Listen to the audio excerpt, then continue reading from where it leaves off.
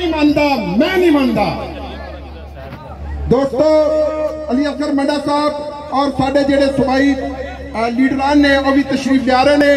और तुम देखोगे कि इंशाअल्लाह ताला मैं तुहानू पहले भी कहा कि मेरा यकीन है कि हमेशा अली असगर मंडे का जो जलसा होंदा है भरपूर होंदा है और उन्होंने आवाम नाल प्यार है क्योंकि अवामी लीडर ने अवाम च रहिंदे ने।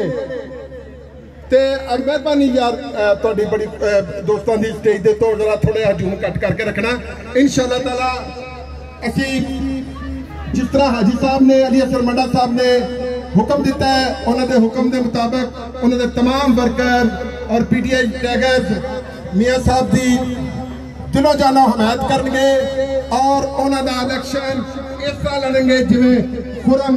शहजाद फिरक जेडे इस वेले सूबाई वजीर ने उन्होंने लड़िया बढ़ के और तो वध लड़ेंगे। क्यों जनाब मियाँ अमर वजीर निशाई साहब तुझी तईद कर दे जे जनाब भाई समान असी उन्होंने भी खुश आमदीद कहने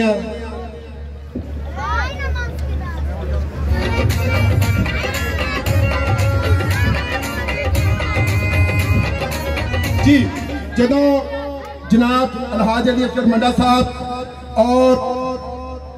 मियाँ हमाद अजहर साहब